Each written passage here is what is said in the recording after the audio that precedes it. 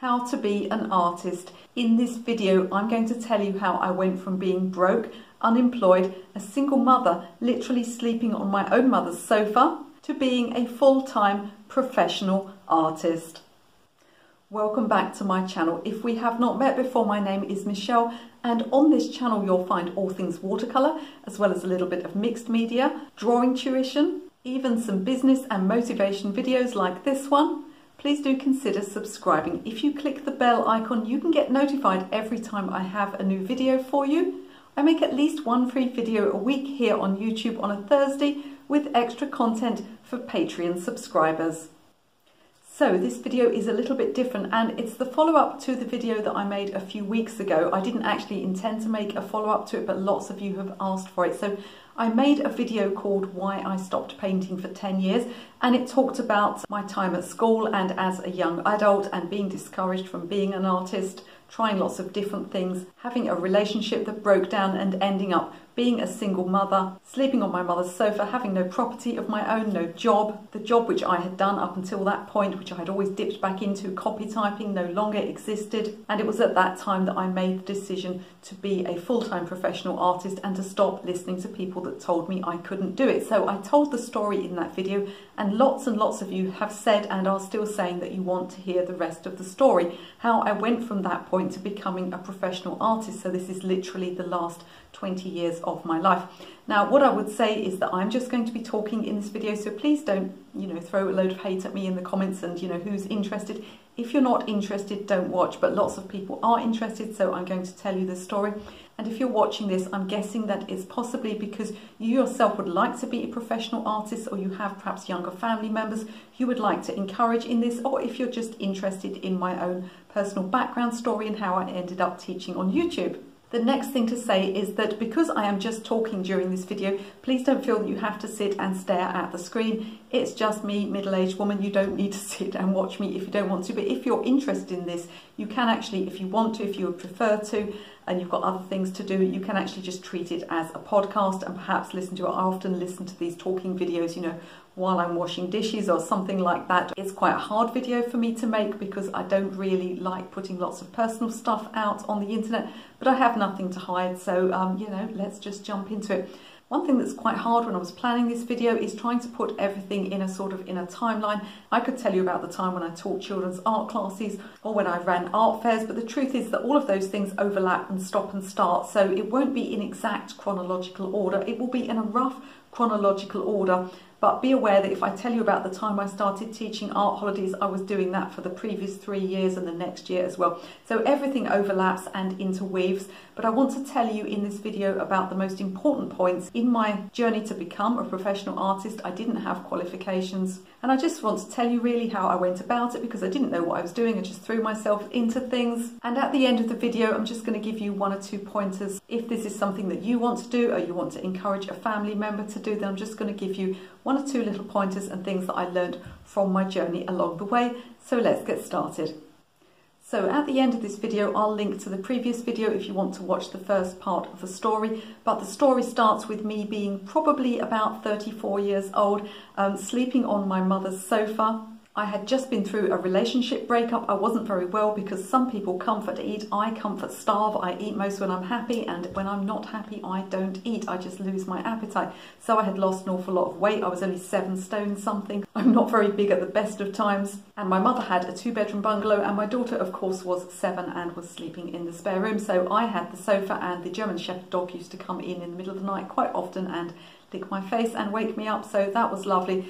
So the first thing we did was, I tried to find myself somewhere to live. I'd come out of a relationship that was a 9-year relationship, and my daughter's father had been unfaithful to me. This is not a video where I'm going to throw any hate at any men in my life, because I just don't believe in treating people that way.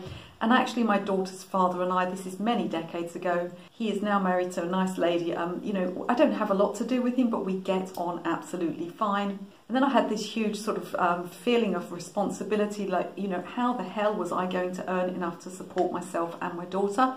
And the job that I'd always fallen back on has just become obsolete with the influx of more and more computers. There were no copy typists, there were no VDU inputters. Yes, I am that old. So the first thing we did was find me a rented property, which no doubt my mother put the deposit down on for me, I can't remember. And I rented a house that was kind of attached to the side of a fast food takeaway. It wasn't the best position. I moved in just before Christmas and the boiler broke. It was absolutely freezing. I mean, my daughter and I, we actually had to sleep in hats and coats because it was so cold. And I felt so guilty because I'd had this nice, big detached bungalow, and my daughter had ridden her little bike all the way around it, a little swing in the garden, everything perfect. And now here I am, I've dragged my daughter into this hellish lifestyle, and she didn't understand what was going on. So, it really wasn't a great time. But I had decided that I would stop listening to people who told me that I couldn't be an artist, because everything else I'd tried had just been awful. Because frankly, I can't hold down a normal job. I managed okay with the copy typing. I was a hairdresser for a while, but I'm just not suited to those things.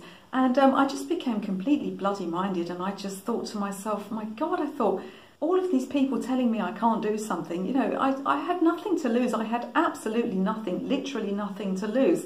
And often when you decide to take a risk and to throw yourself into a creative career, there is something to lose. There is a full-time income to lose. There's a house to lose. There's a relationship possibly to lose. I had nothing to lose, and I just thought, I'm going to do it. I'm just going to do it, and I'm not ever going to listen to anyone again. I became really angry, actually, that I'd wasted so many years of my life doing things that I simply didn't enjoy doing.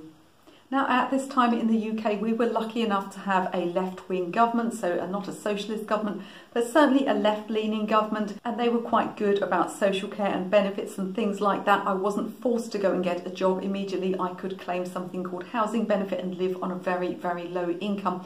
I actually went, in the UK we have places called job centres which are run by the government, and they're not very good, to be honest. They're not very good at all. UK people are sort of shaking their heads in horror now. But I went down to one of these job centres and I said, look, I've registered as self-employed because I'm going to be an artist, but I would like to find some part-time work as well. And they basically said to me, no, you can't apply for work if you're self-employed. Those are the rules. And I just thought, what, you're not even going to help me to find extra income? So, off I went and thought, well, fair enough. Now, initially, I did have a little bit of money that had come to me from the previous property I was in. I didn't own the property, so it was just a small payout. So I wasn't actually entitled to claim any housing benefits for the first couple of years, but I did live on that money, and then I claimed the housing benefits. And I almost immediately looked at the idea of having a solo exhibition there. There was a local theatre called the Key Theatre, and I arranged a solo exhibition there. In fact, I had 3 over the years, and I sold a few paintings, one of which was to my mother, actually. My mother had this habit of sneaking into exhibitions when I wasn't there and buying my paintings under a false name. Now, she thought she was helping me, of course, with money. It was a help. But what would happen is they'd say, well, Mrs. So-and-so bought your painting, and I'd think, oh, fantastic, someone likes my work. I'd go around my mother's house and see it hanging on the wall. So a bit misguided there, but the thought was there, But I did sell paintings to other people as well. I started looking for advice, and one thing I found was that the local council was offering these sessions where you could go along and be given advice by a professional artist. So I went along to one of these, I took some of my work, and the lady I saw, she said to me, oh, she said, you don't want to be a fine artist. She said, with your style, you can work as an illustrator. And I came away from that, bearing in mind that I'd already started selling fine artwork, and I knew how hard it was to get into illustration. Now, the problem with illustration work, and it's much easier to get into now, but at the time, it was run almost entirely by illustration agencies. You only got work if you were a member of one of the agencies, and it was almost impossible to get into an agency. And when you did get into an agency, they tended to treat you very badly. Now, I knew all of this. I knew it would be almost impossible for me as an unknown artist without qualifications and without an art degree to find illustration work. I was already having some success with fine art. So at that time, I shelved the idea of doing illustration work. I put that on the back burner, and I concentrated on trying to create paintings and trying to sell paintings. Now, wanting to be professional, I decided that I needed some training. So I did 2 things. I found a local watercolourist, a botanical artist, and he was teaching short courses and classes. So I signed up for one of those short courses, but it wasn't starting for a few weeks. And before that, I decided to try and get a proper qualification. So I only had an O-level art. That would be equivalent nowadays of GCSEs.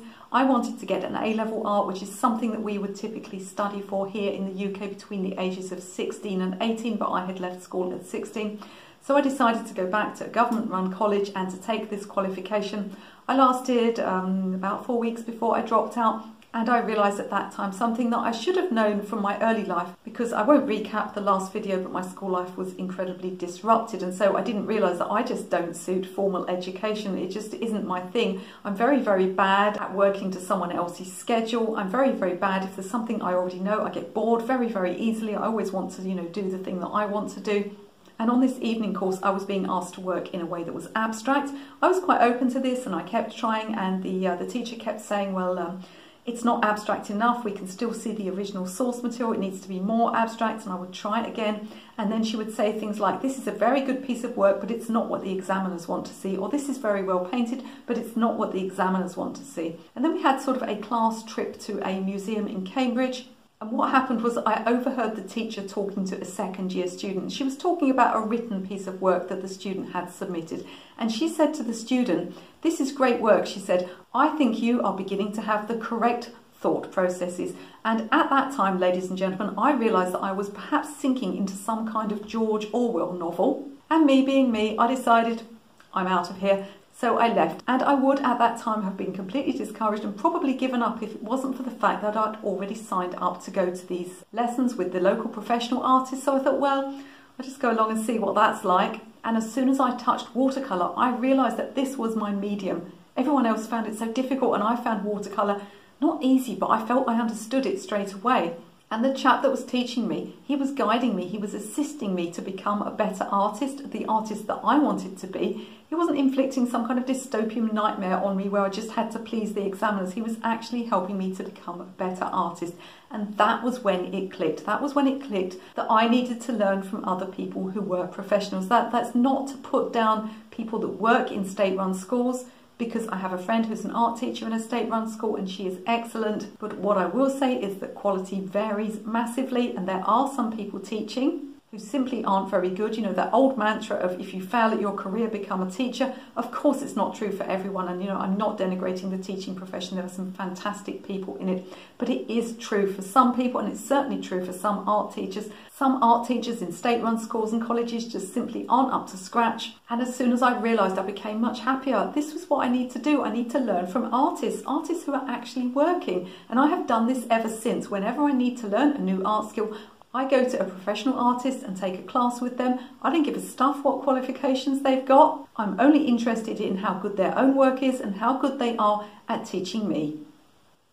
Now, in the town which I used to live, which is just down the road from here, it was the childhood home of the artist Thomas Gainsborough. So we have a large museum there, and there's also a print workshop there. So one of the things I did there, you could have taster courses. The courses are very expensive there. I took a couple of taster courses, and I became a member, and I started printmaking. So that's traditional handmade prints.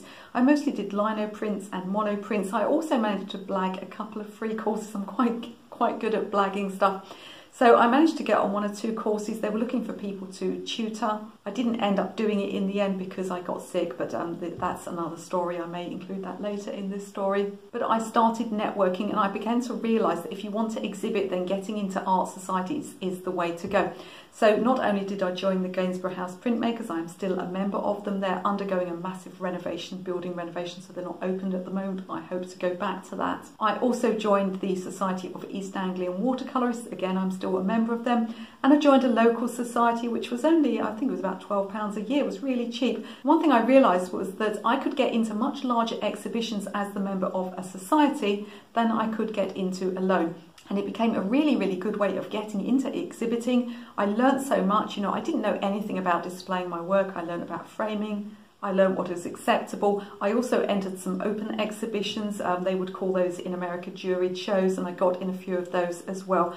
So I began to get into the whole world of art societies and art exhibitions, and normally as part of these art societies and art exhibitions you also have to sort of help out with curating and sitting on the sales desk and things like that. You can also volunteer to do various other things like bookkeeping, organisation, things like that. So it gave me a huge experience in exhibiting, and I got to understand, because it's like a closed world, isn't it, the art world. You want to enter these things and you've no idea even how your stuff should be framed or what's acceptable. So it was a really good lot of experience for me. to join not only the Gainsborough House printmakers but all of these other art societies as well, and I entered into this sort of period of doing quite a lot of exhibiting and selling. I started getting giclée prints done of my work, so I was selling not only traditional handmade lino prints but also prints of my watercolour paintings, and I was just gaining more and more experience. I started putting my work out in 1 or 2 shops as well, and I also found, and I still do this nowadays, I found a few places that I could just display work, like some holiday cottages I displayed some work in. Even today I display my work in places like physiotherapists, reception rooms. It's just somewhere, if I haven't got time to do, physical exhibiting now, which I don't have time to do a lot of, it's somewhere that I can store my work on display. I don't have a lot of frames in the studio, and occasionally I'll get a sale from that as well. Now, I should say that around this time, this was not friction-free. I was getting an awful lot of unwanted feedback, shall we say, from relatives, not so much on my own side of the family, but on my daughter's side of the family, and people, and well-meaning friends, shall we say, telling me that I was being irresponsible, that I needed to find a part-time job. I should work perhaps as a school dinner lady, get a little job in a shop, something like that, something that fitted in with school hours, but I was being completely irresponsible trying to be an artist. Was never going to bring me any money. Why didn't I knuckle down and get a better job so I could give my daughter more things? Bearing in mind that she had a perfectly good roof over her head, she wanted for nothing because her grandparents spent a ton of money on her, and she was always having nice holidays as well.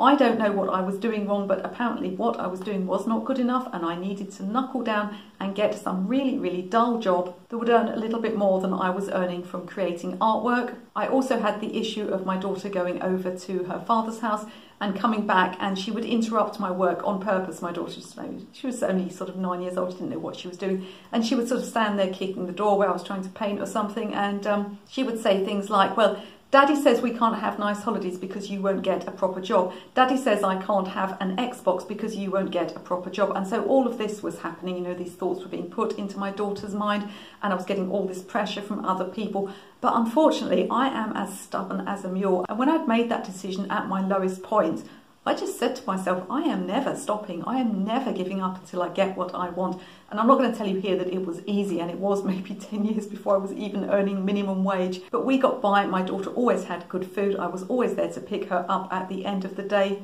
She was not short of anything, but I did constantly get all of this criticism. Now, around this time when my daughter was at school, I was obviously going to pick her up from the school gates, and that's where I met my friend Kev, and he's a computer guy, and he offered to help me build a website, and this was my first website. I've had 3 websites since then. So I went from really not even knowing how to switch a computer on to nowadays having a load of social media stuff, Facebook groups, and being quite knowledgeable about internet promotion and marketing and SEO, because straight away I found it quite fascinating actually. And once I moved away from that sort of simpler website, and then years later I paid for a more expensive website, I actually was always updating my website. It was something I was quite hot on, even in those sort of early days of websites when not all businesses had one. I was really interested in this idea of attracting business on the internet, and I found that right from those early days I always got inquiries through my website because I understood about search engine optimization, I understood about keeping content fresh, and so lots of opportunities actually started coming into me via my website. So one of the opportunities that came to me, or at least several opportunities came to me, which were commercial illustration. Because whereas in the past illustration had only gone through illustration agencies, something sort of different was happening. People were starting little businesses and they had no more idea of how to find an illustrator than you or I. And so they looked on the internet, and of course because my website came up quite well in search engines, they would find me and they would say, well, do you want to illustrate this product for us? So I, after sort of pushing aside that idea of being a commercial illustrator, I started to get quite a lot of regular illustration work from a couple of companies. They were children's product companies, so I was illustrating things like children's pop-out models, and also there was a company that made these they were like tourist globes. So you'd have a globe, but instead of a globe of the world, it would be a globe of, Rome or Milan or Dublin or something like that. I illustrated a lot of those as well, and I did this for some time. Now, illustration work is highly pressured. There's an awful lot of competition, which means it's very, very hard for you to hang on to your own copyright. So I would end up giving copyright away. I had a bit of a run-in with the company that made the children's models, because they made models of specific buildings. One of the models that they made was the Tower of London. So I illustrated the Tower of London, and the company was owned by an English gentleman and his French wife, and they visited me in the studio one day. And the wife was very enthusiastic. The husband had gone to look at something else, and the wife was very enthusiastic looking at my paint colours. and she pointed at a colour which was a red oxide, and she said, the Tower of London, she said, I want this colour. And I said, well, okay, the Tower of London is, what's the word, grey, and this colour is red. And she said, no, I want this colour, I want the Tower of London this colour. So I did the illustration, and the husband came to pick up the artwork a few weeks later and went ballistic, because as he pointed out, the Tower of London should be grey. And this is the difficulty you can get into. Now, it's not the end of the world with a product like this, because colours can be changed within Photoshop, but of course it's extra work. And they didn't put any more work my way after that, and I had become disenchanted with illustrating products, because what would happen is they'd give you an amount of money and they never gave you any notice either. They just phone you on a Monday and say, oh, we need 97 small illustrations by Friday evening. They just assumed you had nothing going on, was sitting there, just hand on your telephone waiting for them to call and give you some work. And of course I was always really busy. So I would fit all this work in, work these long hours. They would give me this lump of money, usually a few £100. I would spend it very quickly. I am really good at spending money, so I would spend the money very quickly. And then a couple of years later, I'd look on the website and all of a sudden my illustrations are on everything, from umbrellas to placemats to children's toys, and you think, well, somebody's earning a fortune out of these illustrations, and all I got was a few £100 that I spent extremely fast and efficiently. So although the money was handy at the time, I stopped seeking out illustration work and decided that in the future I would only illustrate my own products. Now, I haven't entirely stuck for this. I have done a few illustration products for friends, and I do have a friend who runs a cat subscription box called Catitude, and I sometimes do little illustrations for her, but I have got a contract written now, so I am able to keep the copyright to those things, so she's quite happy just for me to license her to use the images on a few things. So you have to be really careful with illustration work, because you can end up just doing an awful lot of work for very little money, and I am very, very careful now about what illustration work I accept. So these bits and pieces of illustration work and these few artwork sales, they were all okay, but I still wasn't entirely self-sufficient, and it occurred to me that I was going to have to do something else. So I looked at professional, successful artists, and I had seen that most of them, unless they were completely, really, really trendy and really, really fashionable and being sold in big London galleries, I discovered that most professional artists also do something else.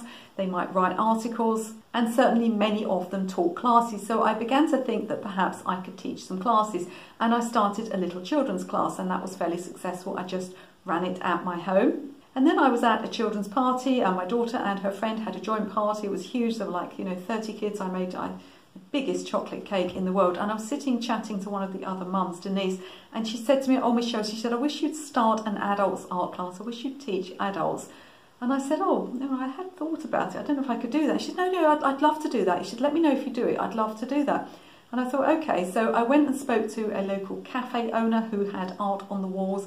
It's a local French cafe, and I had my artwork displayed there as well and had some little exhibitions there. So I spoke to him, and he was quite amenable to the idea of me doing an evening class there. So I started teaching adults on a Tuesday evening, and I advertised, and I got a few people in, and I started teaching basic drawing classes, and then I went on to teaching basic watercolour classes. And the classes started to grow and become more popular. It became a little bit difficult actually, because on a Tuesday evening, in November in England, the weather is foul, and people would go home after work, and have their nice hot meal, and it would be sort of sleeting and foggy out. We also had a problem because the lights in the cafe, there were all these little spotlights. It made it very difficult. Every still life had 16 shadows. It wasn't ideal, and I found that numbers were very, very up and down. So in the end, I moved the classes to a community centre, and I moved them to a Saturday morning, and they suddenly became much more popular because more people could get there. Now, just before this, I had started dating a chap, and we'd been dating for about 2 years at that point. And I'd mentioned to him that I was thinking of starting classes for adults, and he was horrified. He was absolutely horrified. And he said to me, he said, what on earth makes you think you could teach? He said, you have no qualifications. What on earth makes you think that you could teach people? And I was sort of, well, I don't know. I just think I can. I just feel like it's something I could do. And he said, you're crazy. He said, you're just being irresponsible. And he pretty much made it clear that, I should probably give up art. So what I did was I gave him up, which actually long term was a much, much better decision. So if a man ever asks you ladies to give up art, I suggest you give up the man. It's much, much simpler and quicker, and will lead to much better results for you.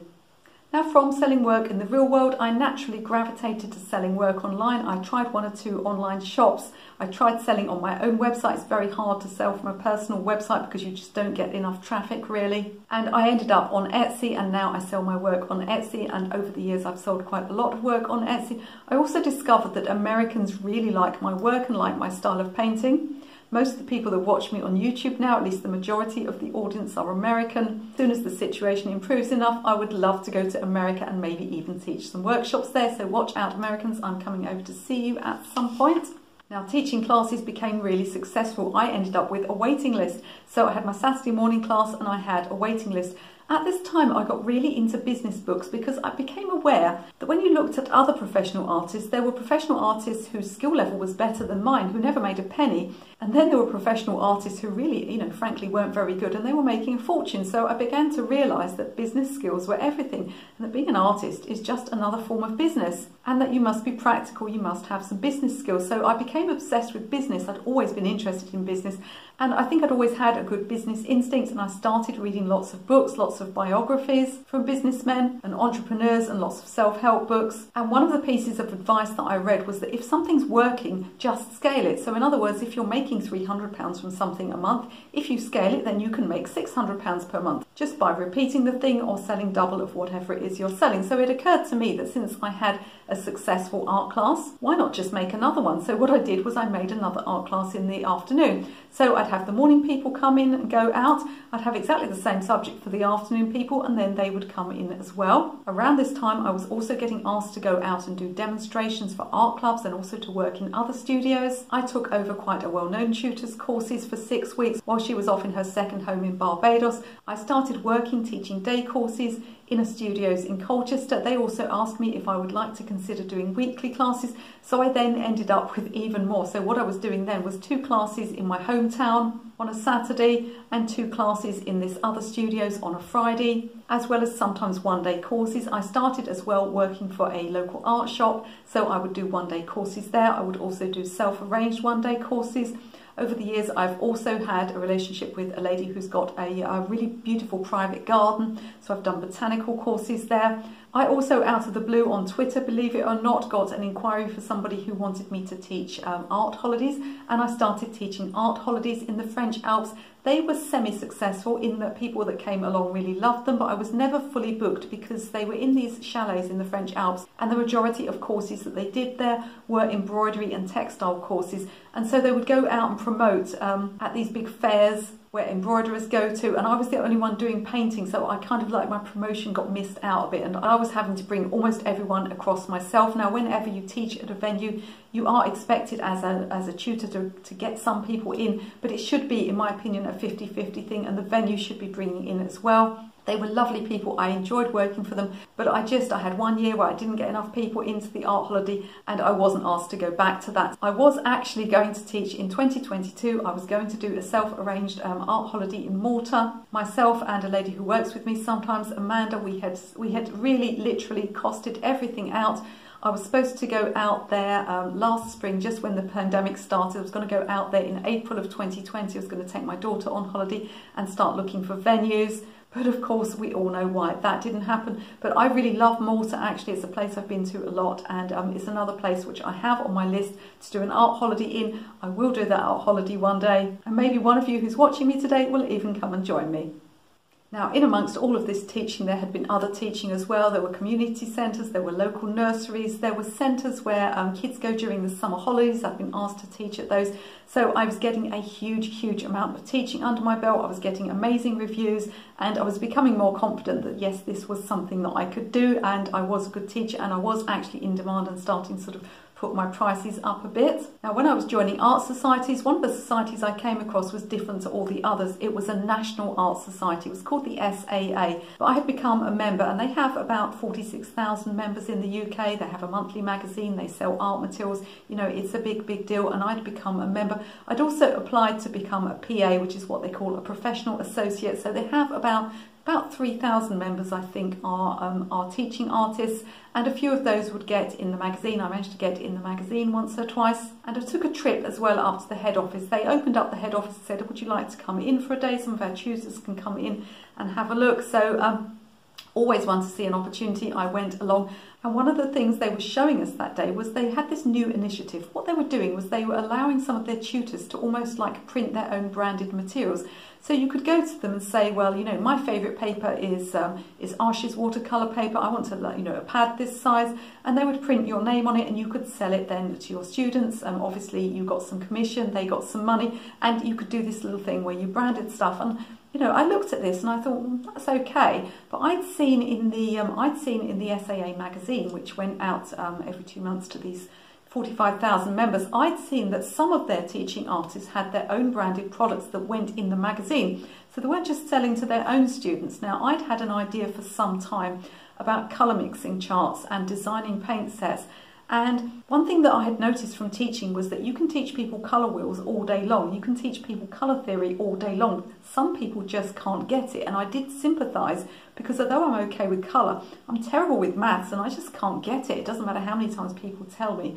I just can't get it. I need a calculator. I need something to do it for me. I'd also been decorating my house, and I'd seen those little swatches, those little paint swatches you get from the DIY store. And it occurred to me that there had never been a set put out with colour mixes. You know, there'd never just been, this is the colour that you get if you mix these two colours together. And I thought to myself, because I've always had this kind of, you know, colour wheel inside my head, I thought I would like to design a set of paints, and I would like it to have its own colour mixing chart, so that people who never ever could get the hang of colour mixing could just literally follow a formula, mix this colour with this colour and get this third colour. Now, I thought about approaching the SAA with this, but I didn't think that they would understand. I didn't think that I could get across to them how exciting this idea was and how big this was.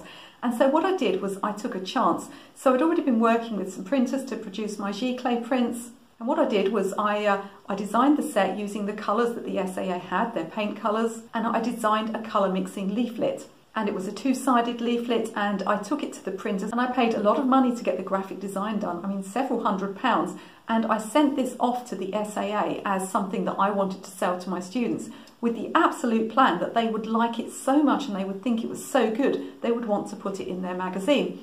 So I sent it off. I even sent it recorded delivery, so someone had to sign for it, so I knew they'd received it. And then there was just this gap of about 3 days.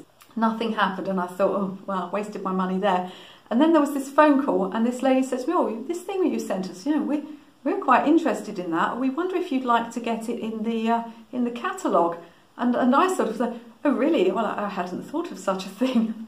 And so I'd taken this risk, and so what happened then was I had designed this paint set for the SAA. I then approached them and designed another paint set for them. That took me into getting into the magazine, and then from there they had some London shows. They used to do a big art materials show in London, and I demonstrated at a few of the London art materials shows as well. Unfortunately, the SAA didn't pay me for those. And they were rather lax. I mean, I think they've improved. They were rather lax at paying their professional artists. I found they weren't very responsive to ideas, and the amount that they paid me for the work that I'd done on the paint sets, you know, the commission that I got was an absolute pittance. It was very, very tiny. And I also was aware that different artists with them were negotiating different amounts, but none of us knew what the other ones were earning. It was really, really difficult.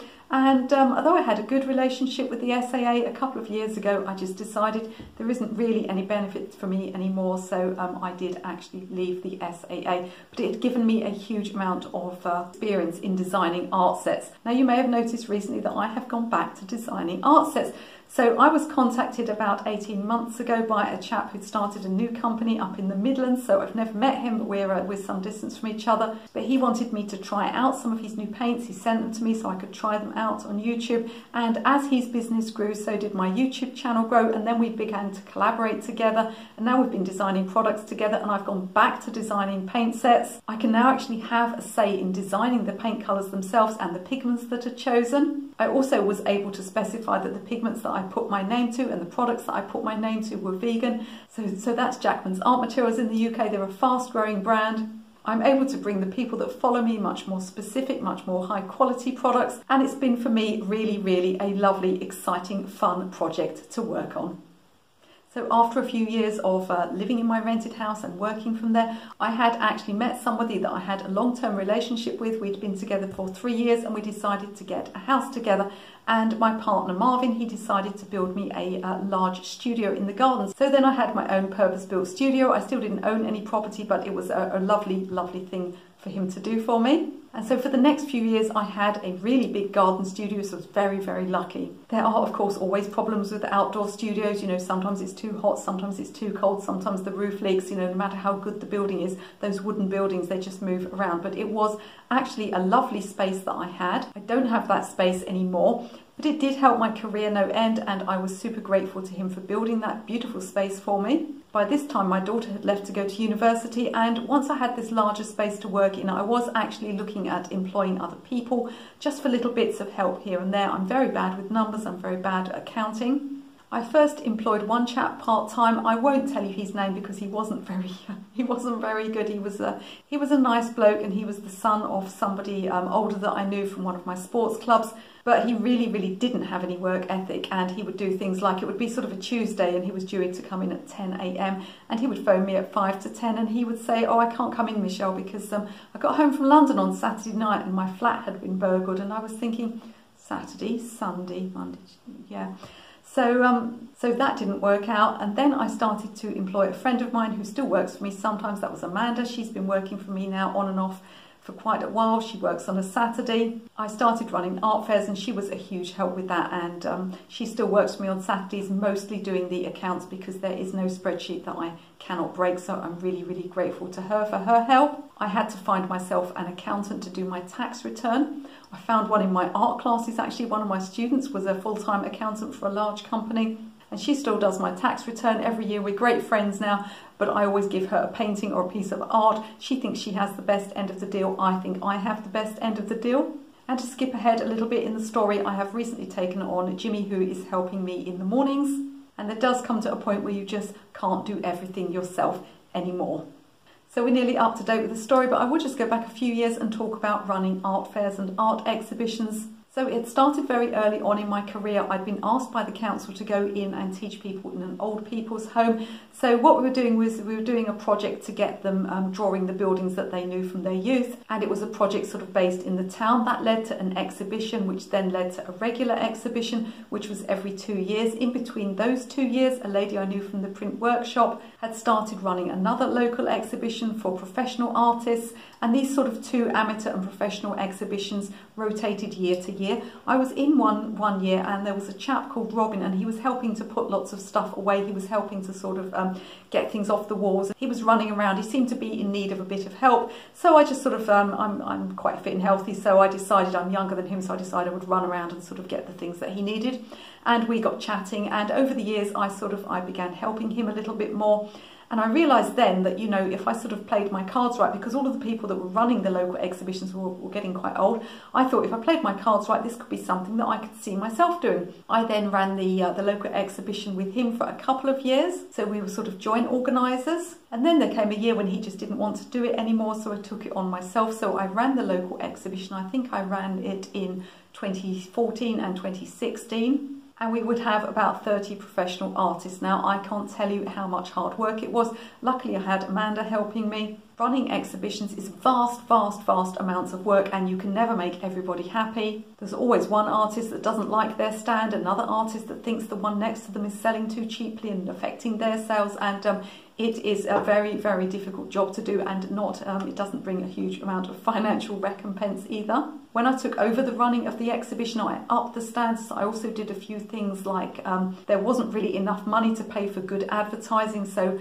I changed everything. I decided to get business sponsorship. I'd been business networking by then. I found that business networking for local events was really important. I changed the advertising from the little road boards that we used to have, you know, on the roundabouts and things as you went into town. I didn't think it was very effective, and I put my efforts instead into advertising on things like Instagram and being much more social media, and we got lots of visitors, and it was really a wonderful experience. As I said, it didn't make me a lot of money. Now, around that time, I was back in a large gallery called the Minories, and I was chatting to the curator there one day, and I was telling him about the art fairs that I had been running in Sudbury, and he was really interested. And he said to me, he said, you could do something here. And I didn't even know what he was talking about, because I knew he wasn't talking about me displaying my own work because he hadn't seen it. So I thought, what is he talking about? Does he mean, he said, come up with an idea, I'll give you an exhibition. And I thought, oh my goodness, because it's a massive gallery with lots and lots of rooms. really prestigious. And of course I didn't earn a penny from it, but I came up with an idea, and I had an exhibition called Beyond Plastic, and I started working with, and there were about 30-40 artists there.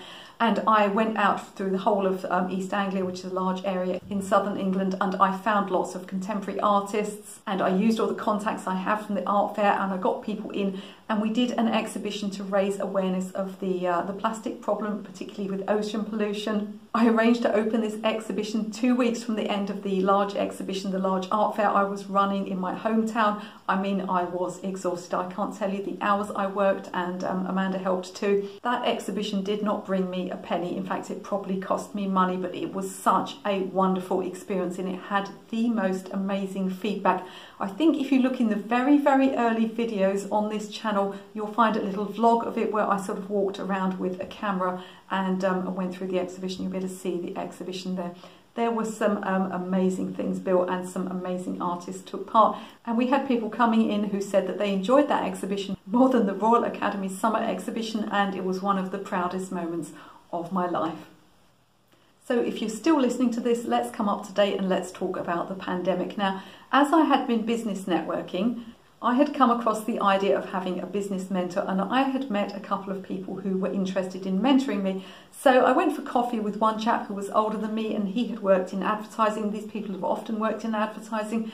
And I went for a cup of coffee with him and explained my business, and his clever idea was, well, put your prices up and you'll get more money. And I thought, yeah, that's groundbreaking, isn't it? You know, shall I pay for this kind of fantastic advice, or perhaps I shan't? He also was not at all computer literate. He was a lovely man, and he had a really good career in London, running a very, very successful advertising agency. But he just hadn't moved with the times, and he didn't understand the online side of my business at all.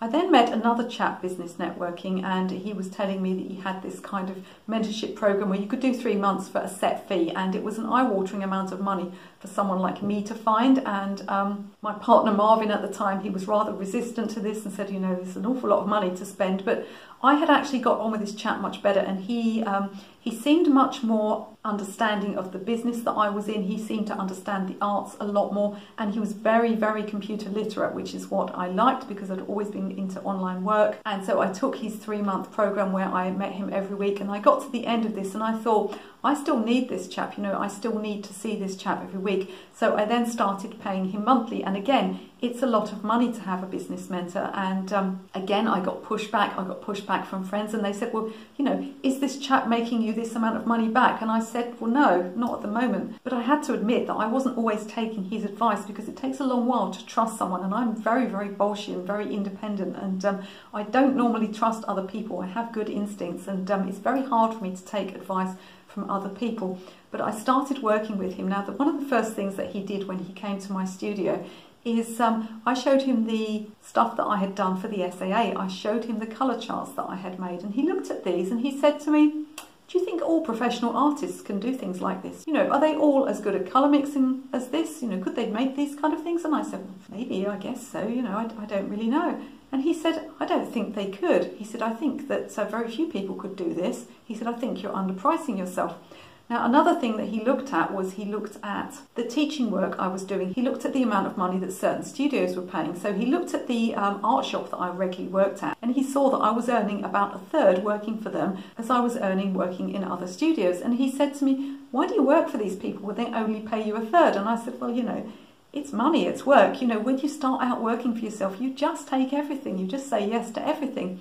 And he looked at this and he said, stop working for them. And I said, well, I can't afford it. He said, stop working for them. And I said, well, and he said, just don't do it. And I had this decision to make because I really needed the money. And I thought to myself, okay, look, I'm paying this guy a lot of money. I've got to start listening to what he says. So I just, I sent the guy that was employing me at the art shop an email, and I said, look, you know, basically you're not paying me the going rate, you're not paying me enough money, and my time could be better spent elsewhere. You are underpaying all of your artists, not just me, and I'm sorry, but I'm not prepared to work for this amount of money anymore. And I just left.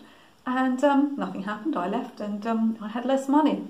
Now, 6 months later, the guy that was in charge of commissioning the artists to do the courses at this, there was a small chain of art shops, there's about 4 of them, including the one that I worked at. He came back to me and he literally doubled my salary. He doubled the offer that he was giving me because they wanted me back. And it was at that point that I realised the importance of having a business mentor and the importance of valuing myself and not underselling myself, because everybody in the arts is underselling themselves. Everyone is doing something for nothing. And so the main thing that my business mentor has done for me is to help me to value myself and to help me to understand that what I do have is unique. As all professional artists who teach and who design have something unique, so do I have something unique, and that is of value, and that I have just as much right to be paid for it as an optician or a plumber or anybody else in business.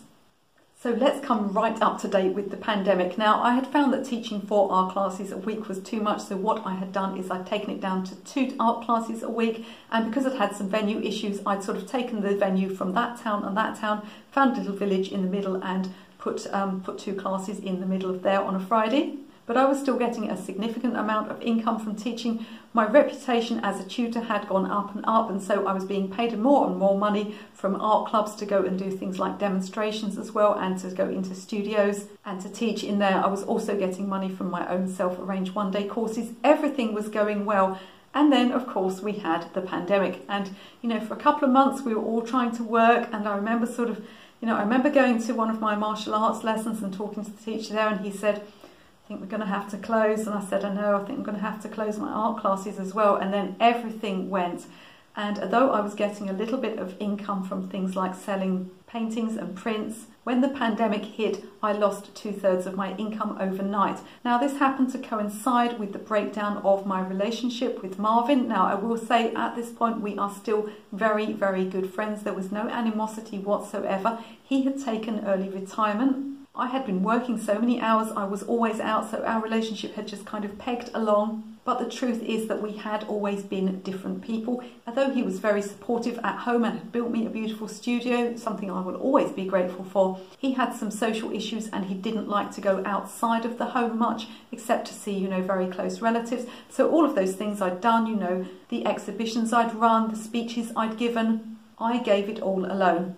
All the parties I went to, all the events I went to, all the sports that I participated in, I went to all of those alone. And a few months prior to the pandemic, Marvin had taken early retirement. He just wanted to stay at home and do DIY. He also wanted to move out into the country. I'm still really, really focused on my career. It just became more and more apparent that we did not want the same things, and that he really, really had no interest whatsoever in my work.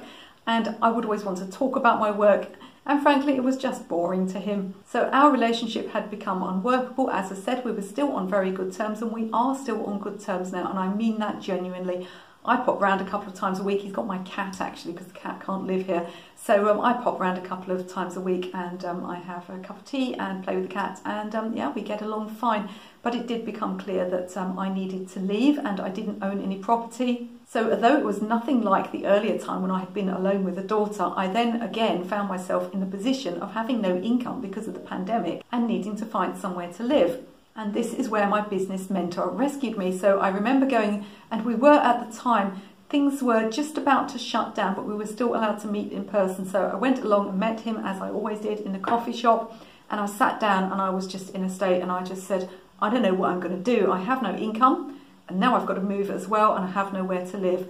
And he's super calm, and he just sort of got his laptop out, and he said, right, he said, let's go through the sources of income you have. Let's see how we can protect those. Let's see what else we've got. Let's build on that. Let's make a plan. Everything's going to be fine. And as soon as I had spoken to him, I'm like, okay, everything's fine. Now, although I hadn't owned the property I was in, again, I had paid for quite a lot of the renovations, and so I was entitled to some money. And without going through solicitors or anything like that, we just came to an amicable arrangement, and I was paid an amount of money, and I spent it on a year's rent of a nice big house with a nice big room that I could have for a studio.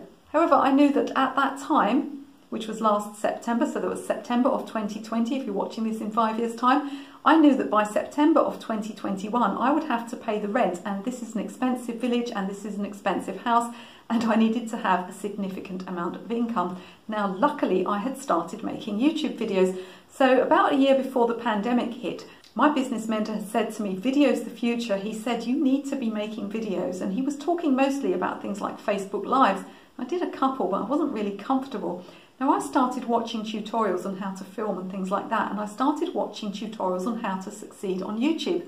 And it seemed to be incredibly difficult. Less than 3% of people ever grow a channel to more than 10,000 subscribers. It was incredibly tough, but it also seemed to me incredibly doable. And I also understood that you don't make money from it immediately, and that it's hours and hours of work, and you can spend 2 days making a 20-minute YouTube video. But yet the opportunity seemed to me to be immense. There were a huge amount of people teaching art on YouTube, loads and loads of them. But there are only a few really good tutors. And something I didn't realise at the time was that my ability to teach a class and my ability to talk, and we all know that I can talk endlessly, my ability to talk would eventually see me right on YouTube. So the early videos, you know, please don't look at them. They're shockingly bad. But that was something that was taught to me by these YouTube experts, you know, that you just have to do it. You just have to do it. You just have to get used to doing it.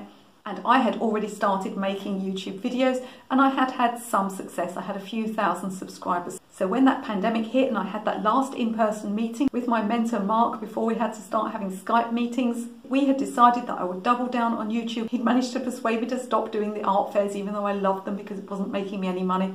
We decided that I would also start doing the thing he wanted me to do right from day one, which was creating online courses. And one thing you have in a pandemic is time at home, and I have worked my socks off. I mean, I've frequently worked, you know, 12-hour days, 14-hour days. I still do sometimes. It's not at all unusual for me to be video editing at midnight. Don't feel too sorry for me because I am doing the thing that I love. I've also gained income from those of you who support me on Patreon, and of course I started designing paints with Jackman's watercolours, so there was income from that as well, and I'm still selling artwork on Etsy. So even during the pandemic, even when we could only go out once a week, I was going out once a week to the post office and posting my artwork to America. So I'm delighted to say that not only will I be able to pay my rent come September, but I've also been able now to employ somebody part-time. And he lost his job at the start of the pandemic, so all of these things you get to pay forward, which is really, really wonderful. Now, this is not quite the end of the video, but I will take this opportunity to thank those of you that have supported me on YouTube and do support me on Patreon.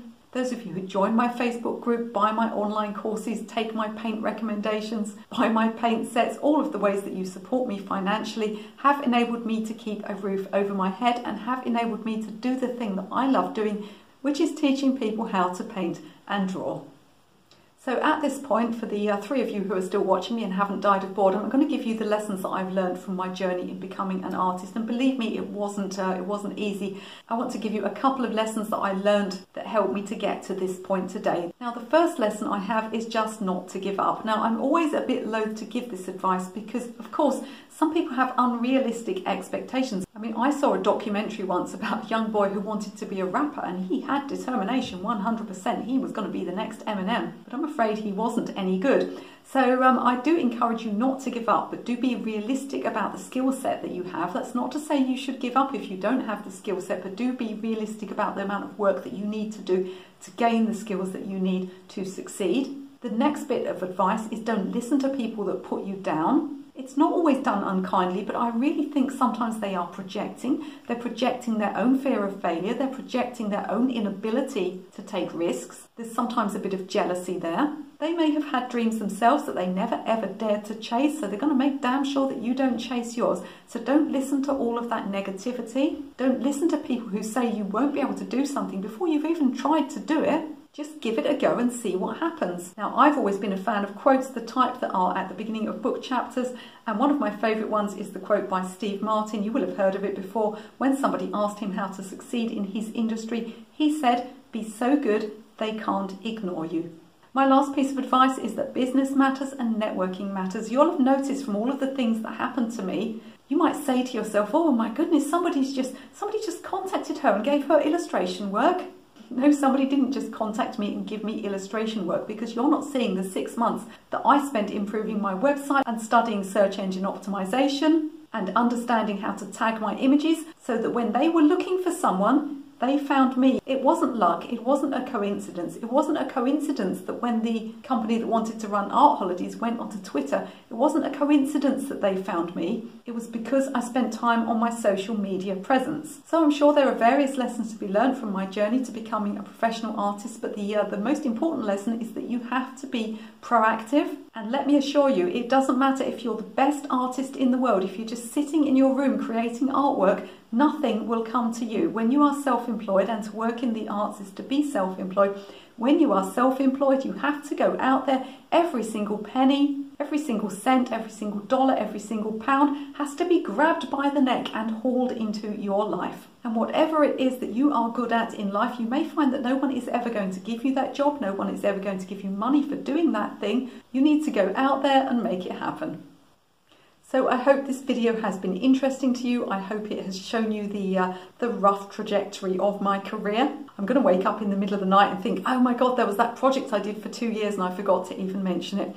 If you'd like to watch that first video where I talk about the events leading up to the point where I decided to become a professional artist, and indeed the reasons that I stopped painting for a whole decade, you can watch that video right now.